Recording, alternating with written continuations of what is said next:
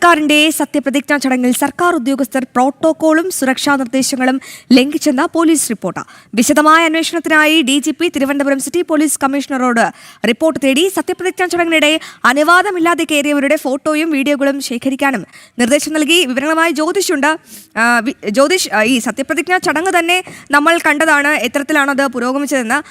മഴയത്ത് ഷാഫി പറമ്പിലടക്കം ഈ വേദിയിലേക്ക് അനുമതിയില്ലാതെ കയറുന്ന ഒരു സാഹചര്യം കണ്ടു. ഒപ്പം കർണാടകയിലെ സിദ്ധരാമയ്യ, ഈ ശിവകുമാർ അടക്കം സീറ്റ് തേടി അവിടെ മുഴുവൻ ഓടി നടക്കുന്നത് നമ്മൾ കണ്ടു.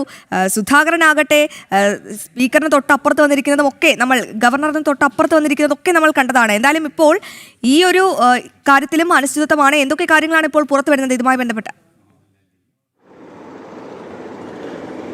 അശ്വതി, തീർച്ചയായിട്ടും ഈ പുതിയ സർക്കാരിന് സത്യപ്രതിജ്ഞയോട് അനുബന്ധിച്ച് അടിമുടി ചട്ടലംഘനമാണ് നടന്നിരിക്കുന്നത്, പ്രോട്ടോകോൾ ലംഘനമാണ് നടന്നിരിക്കുന്നതെന്നാണ് പോലീസിൻ്റെ ഭാഗത്തു നിന്നുള്ള റിപ്പോർട്ടും പറയുന്നത്. പ്രധാനമായിട്ടും പറയുന്നത് ഈ ഉദ്ഘാടന വേദിയിൽ Z+ കാറ്റഗറിയുള്ള 8 പേരാണ് ഈ വേദിയിൽ ഉണ്ടായിരുന്നത്. അത്തരത്തിൽ ഒരു സാഹചര്യത്തിൽ ഈ IAS ഉദ്യോഗസ്ഥർ ഉൾപ്പെടെയുള്ളവരാണ് ഈ പ്രോട്ടോകോൾ ലംഘനം നടത്തിയിരിക്കുന്നതെന്നാണ് ഈ റിപ്പോർട്ടിൽ പറയുന്നത്. ഈ വേദിയിലേക്ക് കയറരുതെന്ന പോലീസിൻ്റെ നിർദ്ദേശമുണ്ടായിട്ടും അവരോട് തട്ടിക്കയറിയാണ് ഈ പല IAS ഉദ്യോഗസ്ഥരും വേദിയിലേക്ക് കയറുന്നൊരു സാഹചര്യം ഉണ്ടായത്. മാത്രമല്ല, ലോക് ഭവനിൽ നിന്ന് നിർദ്ദേശമുണ്ടായിരുന്നു, അവിടുന്ന് ഒരു ലിസ്റ്റ് തന്നിട്ടുണ്ട്. ആ ലിസ്റ്റിൽ ഉൾപ്പെട്ടവർ മാത്രമേ ഈ വേദിയിൽ ഉണ്ടാകാവുള്ളൂ എന്നും നിർദ്ദേശമുണ്ടായിരുന്നു. അങ്ങനെ ഒരു സാഹചര്യത്തിലാണ് ഇപ്പോൾ ഈ പ്രോട്ടോകോൾ ലംഘനം ഉണ്ടായതായി പോലീസ് തന്നെ റിപ്പോർട്ട് നൽകിയിരിക്കുന്നത്. ഇത് സംബന്ധിച്ചിപ്പോൾ തിരുവനന്തപുരം ജില്ലാ പോലീസ് കമ്മീഷണർ K. കാർത്തിക്കിന് DGPയും അതുപോലെ തന്നെ സ്പെഷ്യൽ ബ്രാഞ്ച് DGP ഇപ്പോൾ റിപ്പോർട്ട് തേടിയിട്ടുണ്ട്. ഇത് സംബന്ധിച്ച് അടിയന്തരമായി റിപ്പോർട്ട് നൽകണമെന്നാണ് പറഞ്ഞിരിക്കുന്നത്. മാത്രമല്ല, വലിയ രീതിയിലുള്ള ചട്ടലംഘനമാണ് ഈ നടന്നിരിക്കുന്നത്.